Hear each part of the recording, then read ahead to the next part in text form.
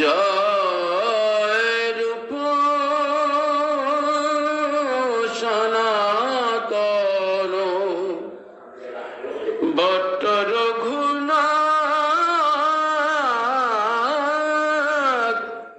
শ্রীজীব গোপাল ভট্ট দাস রঘুনাথ এই ছয় গোসাই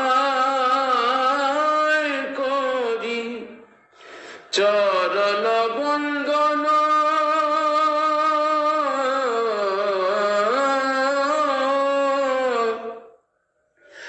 যাহা হইতে বিঘ্ন নাশ অবিষ্ট পুরাণ এই ছয় গোসাই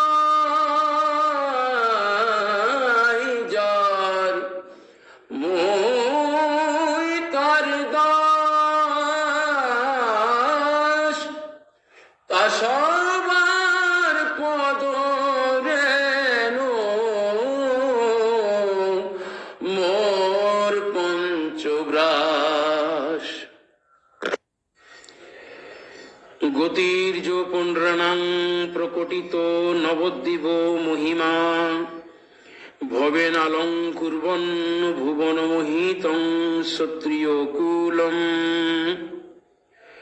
পুণ্ড্র দেশবাসী গণের যিনি একমাত্র গতি আর যিনি অবতীর্ণ হয়ে এই নবদ্বীপের মহিমাকে প্রকাশ করেছেন, স্বয়ং বিপ্রকুলে অবতীর্ণ হয়ে সেই ভুবন বন্দিত বিপ্রকুলকে অলঙ্কৃত করেছেন।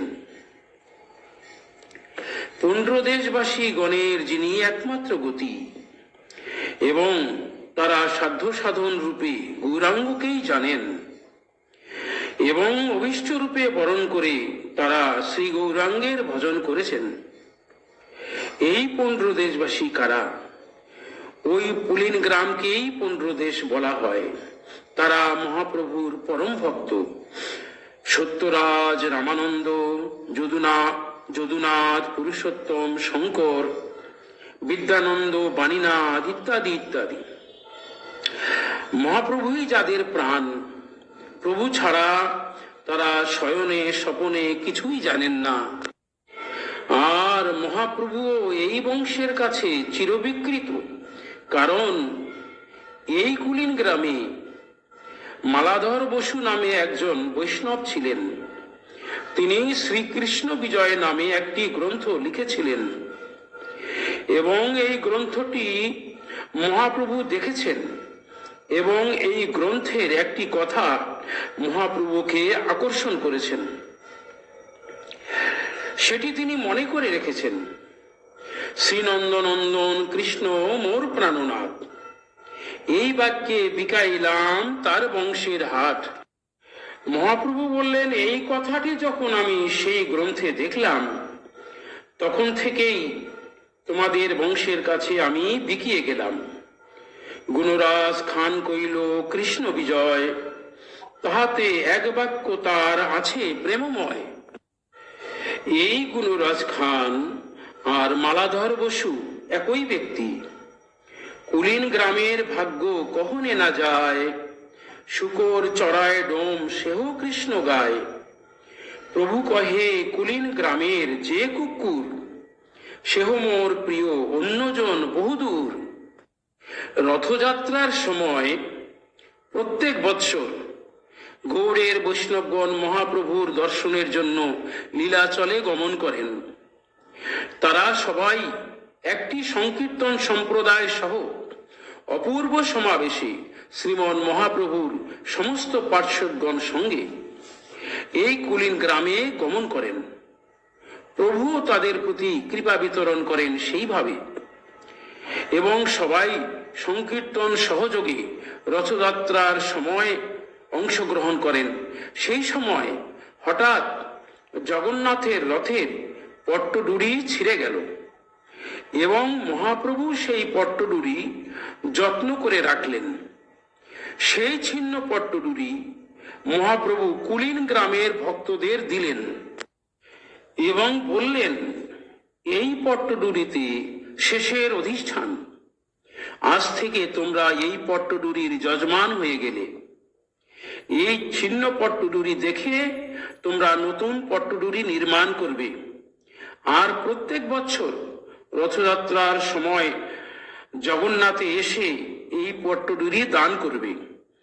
মহাপ্রভু স্বয়ং জগন্নাথের একটা শ্রেষ্ঠ সেবার ভার তাদের উপরে দিলেন। তখন থেকেই কুলীন গ্রামবাসী ভক্তগণ রথযাত্রার সময় নতুন পট্টডুরি নিয়ে জগন্নাথের সেবার জন্য জগন্নাথে গমন করেন। মহাপ্রভুর কৃপায় তারা এই সেবার অধিকার লাভ করলেন। সেবা কাকে দেয়া যায়? একান্ত শরণাগত জনকেই ভগবান সেবা দান করে থাকেন। কুলীন গ্রামের ভক্তগণ মহাপ্রভুকে দীনভাবে প্রশ্ন করেন, আমরা অধম গৃহস্থ, প্রভু আমরা কিভাবে ভজন করব? প্রভু কহে, কৃষ্ণ সেবা বৈষ্ণব সেবন, নিরন্তর কর কৃষ্ণ নাম সংকীর্তন। মহাপ্রভুর প্রথম বচন। তারা প্রভুর প্রিয়জন, তাদেরকে লক্ষ্য করে গৃহস্থ ভক্তদের প্রতি মহাপ্রভুর শিক্ষাদান। আমাদের জীব গোস্বামী পাদ ভক্তি সন্দর্ভে একই কথা বলেছেন। যে গৃহে ভগবত বিগ্রহ বা চিত্রপট আদি সেবা হয়, সেই সংসারটি আর মায়ার সংসার থাকে না, সেটি কৃষ্ণের সংসার হয়ে যায়। তখন স্ত্রী পুত্রাদি সবাই কৃষ্ণের দাস দাসী হয়ে যায়। আর যত কিছু গৃহকার্য সমস্ত কৃষ্ণ সেবার জন্য এবং কৃষ্ণের চরণে আত্মসমর্পণ হয়ে যায়। যদি মায়ার অধিকারকে জয় করতে হয়, গৃহস্থ ভক্তদের এটি একটি শ্রেষ্ঠ উপায়। আর বিশেষ করে মনের ভাবনাটিও ভগবত চরণে একান্ত শরণাগত হওয়া চাই, সেদিকে লক্ষ্য রাখতে হবে। দীক্ষাকালে সাধক আত্মসমর্পণ করেছেন, শ্রীগুরু বৈষ্ণব ভগবত চরণে সব সমর্পিত হয়েছে। এরপর যার যেমন ভাব তার তেমন লাভ। মনে রাখতে হবে, অবশ্য মিলয়ে কৃষ্ণ বৈষ্ণব সেবায়। বৈষ্ণব কৃপায় ঘরে ঠাকুর সেবা ভালোই হয়, কিন্তু শ্রীগুরু বৈষ্ণব সেবায় সেই রূপ মনোসংযোগ বা রুচি নাই, কৃপণতা বা উদারতার অভাব দেখা যায়। এরকম সাধক দেখা যায় সংসারের ভোগ বিলাস আদির বিষয়ে কোনো অভাব নাই, কিন্তু গুরু বৈষ্ণব সেবার সময় অভাব দেখা দেয়, অভাব দেখা যায়, শ্রদ্ধার অভাব দেখা যায়। মনে রাখতে হবে, ঘরে যে ঠাকুর সেবা হয় তার অভিন্ন প্রকাশ বা বিগ্রহ শ্রীগুরু বৈষ্ণব, বরং ভগবত বিগ্রহ থেকে শ্রীগুরু বৈষ্ণবের প্রতি শ্রদ্ধা নিষ্ঠা অধিক থাকা দরকার। বিগ্রহ চিত্রপটাদি অচল হলেও শ্রীগুরু বৈষ্ণব যেন সচল বিগ্রহ মূর্তি। যেমন ঘরে ঠাকুর সেবা ছেড়ে দিয়ে শ্রীগুরু বৈষ্ণব সেবা করতে হবে, কিন্তু গুরু বৈষ্ণব সেবা ছেড়ে দিয়ে ঠাকুর সেবা করা যায় না, তাতে অপরাধ আসার সম্ভাবনা অধিক। আর শাস্ত্রাদেশ আছে, অবশ্য মিলয়ে কৃষ্ণ বৈষ্ণব কৃপায়। গুরু বৈষ্ণব অপ্রসন্ন হলে কোনো মতেই ভগবানকে প্রসন্ন করতে পারবেন না, কিন্তু গুরু বৈষ্ণব যদি প্রসন্ন থাকেন, ভগবান অপ্রসন্ন হওয়ার কোনো কথাই নাই। এই জন্যই বললেন, ঠাকুরের ঠাকুর আমার বৈষ্ণব গোসাই। শ্রদ্ধা করে মূর্তি পূজে ভক্ত না আদরে, মূর্খ নিজ পতিতের প্রভু দয়া নাহি করে। কৃষ্ণ বিনা অন্য তৃষ্ণা শূন্য ভক্তি। এই কৃষ্ণ সুখ তাৎপর্যমূলক ভক্তি অর্জন করার জন্য যত রকম সাধন আছে, ভগবত কৃপা শ্রী হরিনামের কৃপা আছে। সমস্ত সাধনার মূল শ্রী গুরু বৈষ্ণব কৃপা। এই গুরু বৈষ্ণব কৃপা অবলম্বন করেই ভক্তি জগতে অগ্রসর হতে হবে। তবেই অন্যান্য ভজনাঙ্গগুলি কমলের মতো প্রস্ফুটিত হবে। গঙ্গার পরশ হলে পশ্চাতে পাবন, দর্শনে পবিত্র করো এই তোমার গুণ। যে গঙ্গায় স্নান করে আপনি পবিত্র হবেন, সেও বৈষ্ণব কৃপার ফল। কারণ বৈষ্ণব চরণের স্পর্শ মাত্র গঙ্গা পবিত্র হন এবং পবিত্র করান। কিন্তু বৈষ্ণব দর্শন মাত্র আপনি যে পবিত্রতা লাভ করবেন, সে পবিত্রতা শরীরে দেখা যাবে না। আপনার শরীরের ভিতরে যেখানে জগতের আলো প্রবেশ করতে পারে না, সেই অন্তর্জগৎ ভক্তিরূপী কিরণ আলো দিয়ে আপনার হৃদয়কে নির্মল করে দিবে। দর্শনে পবিত্র করো এই তোমার গুণ। আমি এক সময় গুরু মহারাজের কাছে জানতে চেয়েছিলাম, সবাই বলে গুরু কৃপা হি কেবলম, কিন্তু গুরু কৃপা বৈষ্ণব কৃপার মধ্যে পার্থক্য কোথায়? তখন বাবা একটি সুন্দর দৃষ্টান্ত দিয়ে আমাকে বোঝালেন, গুরু বৈষ্ণব দুজনেই ভগবানের অভিন্ন স্বরূপ এবং ভগবত ভক্তি প্রচারের মূল অবতার। এই দুইজন ছাড়া ভগবত ভক্তি প্রাপ্তির কোনো উপায় নাই। ভবসমুদ্র পার করবার জন্য যিনি মাঝি হয়ে নৌকায় বসবেন, তিনি গুরুদেব। আর পথভ্রষ্ট মানুষদের সঠিক পথ দেখিয়ে সমুদ্রের তীর পর্যন্ত নিয়ে এসে গুরুরূপী মাঝির সঙ্গে যিনি পরিচয় করিয়ে দিবেন, তিনি বৈষ্ণব। গুরু মহারাজ বললেন, গুরু কৃপা বৈষ্ণব কৃপার অপেক্ষা করে। যেরকম এক স্টেশন থেকে অন্য স্টেশন 4 কিলোমিটার তফাৎ বা দূরত্ব, স্টেশন থেকে ট্রেন 3 কিলোমিটার যাওয়ার পর সিগন্যাল পার হয়ে অন্য স্টেশনে পৌঁছাতে হয়।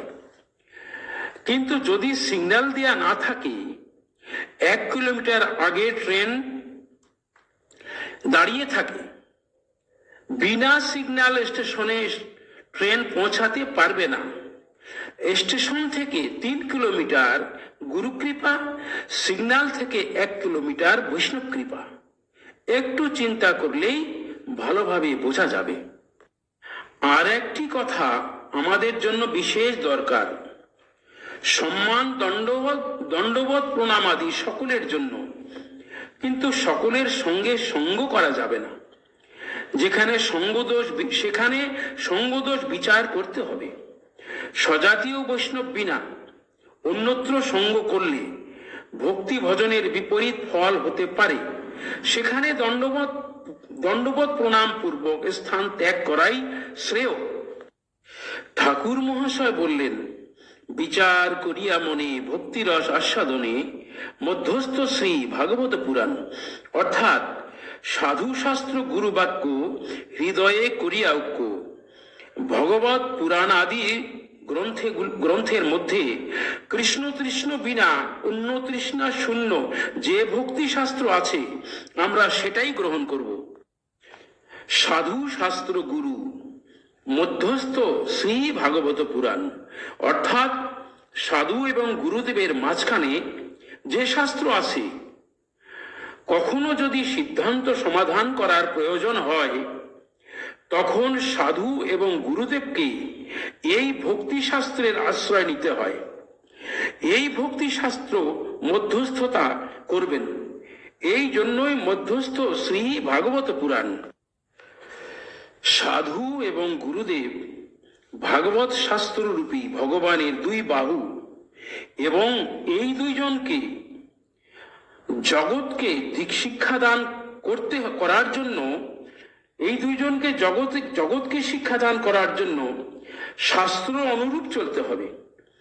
যদি কোনো সাধু অশাস্ত্রীয় সিদ্ধান্ত বা অশাস্ত্রীয় আচরণ, যুক্তি তর্ক প্রচার করেন, তৎক্ষণাৎ তার সঙ্গ ত্যাগ করতে হবে। আবার যদি কোনো গুরুদেব অশাস্ত্রীয় আচরণ করতে থাকেন, তখন সাধককে সেই শাস্ত্র বিচার শাস্ত্র বিচার অনুসরণ করবেন এবং দূর থেকে গুরুদেবের প্রতি নিষ্ঠা রেখে ভজন করবেন। যেখানে লাভ পূজা প্রতিষ্ঠার নিবাস দেখা যায় সেখানে অশাস্ত্রীয় আচরণও দেখা যাবে। মুখে একরকম বলছেন আর মনের উদ্দেশ্য আলাদা। এরকম সাধকের কখনো চিত্তশুদ্ধি হতে পারে না, ভক্তি তো দূরের কথা। এ সমস্ত সঙ্গ থেকে দূরে থাকতে হবে। এদের মুখে হরিকথাও শ্রবণ করা ঠিক না। নিত্য সিদ্ধ কৃষ্ণ প্রেম সাধ্য কবু নয়, শ্রবণ আদি শুদ্ধ চিত্তে করই উদয়। যিনি ভগবানকে ভালোবাসবেন তিনি ভগবানের সমস্ত সৃষ্টিকে ভালোবাসবেন এবং সবাইকে সম্মান প্রদান করবেন এবং পরদুঃখে দুঃখী পরসুখে সুখী, এই দুটি বৃত্তির জন্যই মানুষ সর্বপ্রাণীর মধ্যে শ্রেষ্ঠ। এ সমস্ত গুণ যার মধ্যে দেখা যায় তিনিই ভাগবত ধর্মের অধিকারী। চৈতন্য চরিতামৃতে বলেছেন, প্রাণী মাত্র মনোবাক্যে উদ্বেগ না দিবে, উত্তম হইয়া বৈষ্ণব হবে নিরভিমান, জীবে সম্মান দিবে জানি কৃষ্ণ অধিষ্ঠান। যিনি সম্মান অপমানে নির্বিকার তিনি নিরভিমান হতে পারেন এবং সর্বজীবে সম্মান দিতে পারেন, তিনি ভাগবত ভক্তির অধিকারী। এরকম বিচার করে বৈষ্ণব সঙ্গ করতে হবে। আর যদি স্বজাতীয় বৈষ্ণব সঙ্গ না পাওয়া যায় তাহলে গুরুবর্গ বৈষ্ণব বন্দনা আদি পাঠ করবেন, প্রেম ভক্তি চন্দ্রিকা পাঠ করবেন। কেননা নাম নামই অভিন্ন, ভগবানের নাম নামই অভিন্ন, বৈষ্ণবের নাম নামীও অভিন্ন। এই বৈষ্ণব বন্দনা থেকেই আপনি বৈষ্ণব সঙ্গের ফল পাবেন। তারপরে ওই কুলীন গ্রামবাসী ভক্তগণ দীনভাবে মহাপ্রভুকে জিজ্ঞাসা করলেন, প্রভু, কৃষ্ণ সেবা বৈষ্ণব সেবন আমরা বৈষ্ণব কি করে চিনব? বৈষ্ণব চিনিতে পারে কাহার শক্তি? প্রভু কহে, যার মুখে এক কৃষ্ণ নাম, এক কৃষ্ণ নাম, সেই তো বৈষ্ণব তার করিবে সম্মান।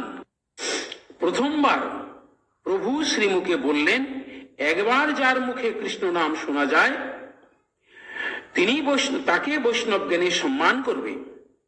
বৎসরান্তরে প্রভু আবার যখন কুলীন গ্রামে এলেন তারপর তারা আবার প্রভুর কাছে কে বৈষ্ণব এবং কি কর্তব্য জানতে চেয়েছিলেন।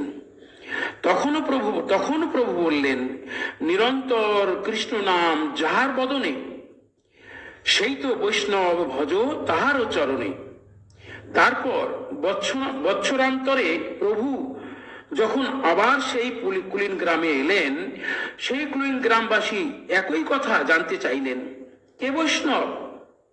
তখন প্রভু বললেন, যাহার দর্শনে মুখে আইসে কৃষ্ণ নাম তাহারে জানিও তুমি বৈষ্ণব প্রধান। সুতরাং সাধকের প্রতি লক্ষ্য করে মহাপ্রভু স্বয়ং বৈষ্ণব লক্ষণ জানালেন এবং বৈষ্ণবের প্রতি সম্মান সেবার নির্দেশ দিলেন। বৈষ্ণব বৈষ্ণবতর বৈষ্ণবতম। প্রথমে বললেন, প্রভু কহে, যার মুখে এক কৃষ্ণ নাম সেই তো বৈষ্ণব তারে করিবে সম্মান। একবার কৃষ্ণ নাম না বলেছেন এরকম মানুষ মনে হয় জগতে নাই। তাহলে যারা মহাপ্রভুর এই উপদেশ মানবেন তারা বৈষ্ণব জ্ঞানে সবাইকে সম্মান দেবেন। ফলত এইরূপ উপদেশের বিশেষ কারণ অপরাধ থেকে দূরে থাকার জন্য। এই যে কলিযুগের যুগধর্ম মহামন্ত্র হরিনাম সংকীর্তনের মহিমা যেভাবে শাস্ত্রে প্রকাশ এবং বর্ণিত করেছেন তাতে বোঝা যায় কোন যুগে কোন কালে হরিনামের এমন প্রভাব এত সহজ সরল উপায়ে ভজনের শেষ কক্ষা পর্যন্ত নিয়ে যাবেন এবং নাম প্রেম অভিন্ন তত্ত্ব বলেছেন। মহাপ্রভুর শিক্ষাষ্টকের প্রথম শ্লোক দেখলেই বোঝা যায়, চিত্ত দর্পণ মার্জন, ভব মহাদাবাগ্নি নির্বাপন, থেকে শুরু করে প্রতিপদং পূর্ণামৃত আস্বাদনম।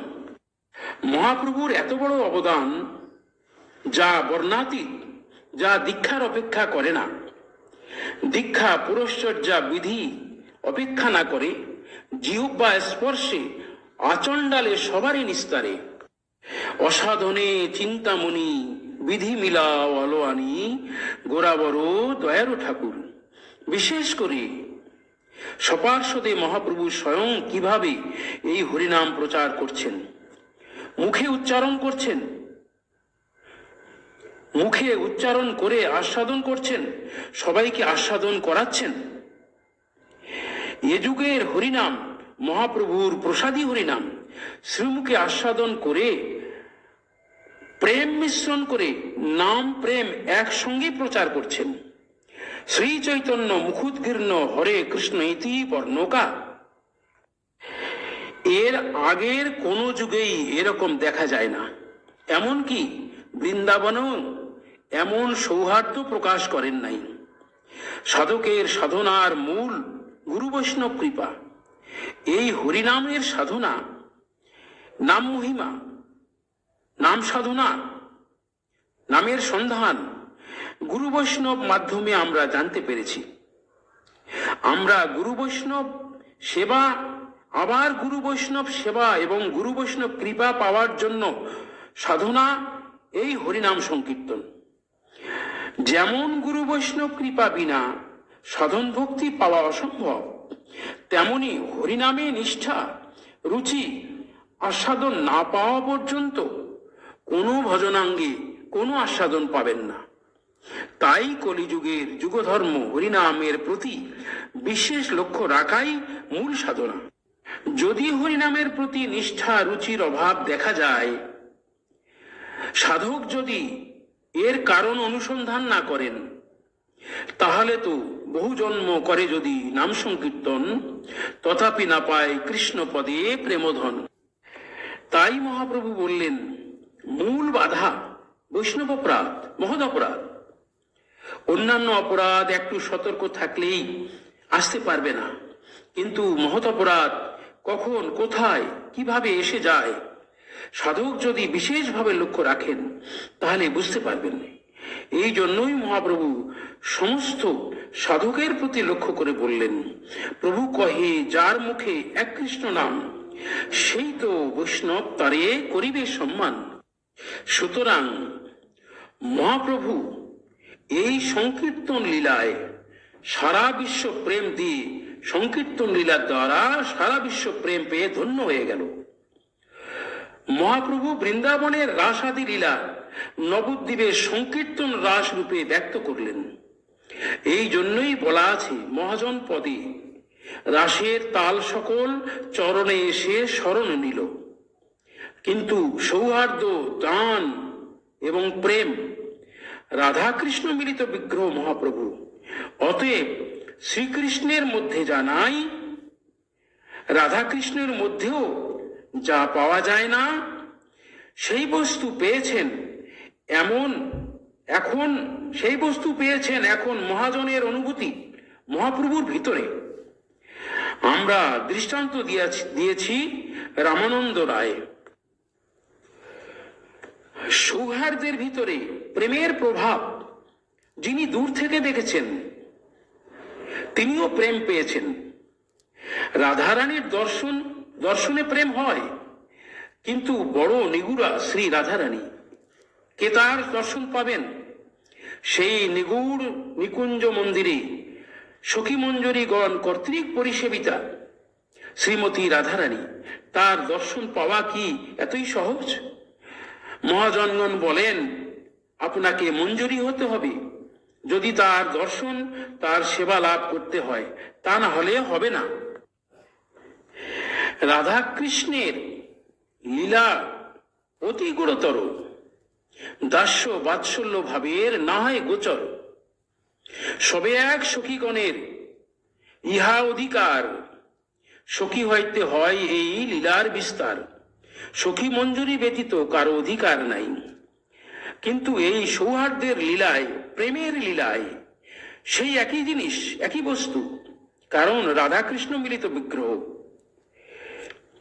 যেই দর্শন করলেন সকলেই প্রেম পেয়ে ধন্য হয়ে গেলেন। এবং সেটি ব্রজপ্রেম, অন্য প্রেম নয়। কারণ ব্রজের রাধাকৃষ্ণ, এখানে গৌরাঙ্গ, একই বস্তু। বিনা সাধনায় প্রেম, রূপ দেখলেই প্রেম। এখানেই শেষ নয়, রূপ তো আছেই। যারা দেখেছেন প্রেম পেয়েছেন, এবং সেই আধারের ভিতরে মহাপ্রভুর সেই মুখোচ্চারিত হরিনাম আর তার সেই রূপ এমন শক্তি সঞ্চার করেছে, তাকে যিনি দেখেছেন তিনি প্রেম পেয়েছেন, আবার সেই দ্রষ্টাকে যিনি দেখেছেন তিনিও প্রেম পেয়েছেন। সুতরাং এই ব্রজের লীলা, সেই নবদ্বীপ ধাম, সেই মহিমা প্রকাশ। শ্রীমন মহাপ্রভুর সংকীর্তন রাসলীলা, তার মূল কেন্দ্র শ্রীবাস অঙ্গন। কীর্তন আরম্ভ হলো। সেখানে চৈতন্য ভাগবতে ব্যাসাবতারের শব্দগুলি দেখবেন। ব্যাসাবতার লিখেই দিয়েছেন, 1 বছর সময় কেটে গেল, কেউ জানতে পারলেন না। শ্রীবাস অঙ্গনে সংকীর্তনের ভিতরে সৌহার্দ্য এবং প্রেমের ভিতরে রসলীলা প্রকাশ হলো। নবদ্বীপে অভিন্ন বৃন্দাবন ধাম তো আমরা মহতের অনুভূতির ভিতরে জানতে পারলাম। আমরা তখন সেই ব্রহ্মাণ্ডে ছিলাম না। তখন এই ব্রহ্মাণ্ডে আমরা ছিলাম না। যদি থাকতাম তাহলে তো কোথায় ছিলাম, কোনখানে, কোন সূক্ষ্ম জীব রূপে, কোন ব্রহ্মাণ্ডে ছিলাম তার ঠিকানা নাই। সুতরাং মহাপ্রভুর করুণা বা আমাদের ভাগ্য, এখন সেই ব্রহ্মাণ্ডের থেকে এই মহাপ্রভুর ব্রহ্মাণ্ডে এই কলিকালে জন্ম দিয়েছে মানুষ রূপে। এবং মহাপ্রভুর সেই লীলা, তার সংকীর্তন, তার প্রচারিত নাম প্রেম আমরা সবই গুরু বৈষ্ণব কৃপায় যথামতি জানতে পেরেছি। সুতরাং এই কলিজীবের এত বড় ভাগ্য, এই সময়টি যদি মহাপ্রভুর কৃপা থেকে বঞ্চিত হয়ে মরতে হয়, তাহলে মরণের পরে আমাদের ভাগ্য বা কর্মফল কোথায় ফেলবে তার কোনো ঠিকানা নাই। এই দুর্লভ জন্ম, যারা মহাপ্রভুর যুগে মানুষ হয়ে জন্মেছেন, বিশেষ করে যারা মহাপ্রভুর করুণা পেয়েছেন, মহাপ্রভুর সম্পর্কে জানতে পেরেছেন, তার আশ্রয় লাভ করেছেন, আর যারা জানতে পেরেছেন তার সৌহার্দ্যের কথা, এমন ভাগ্যবান কজন আছে?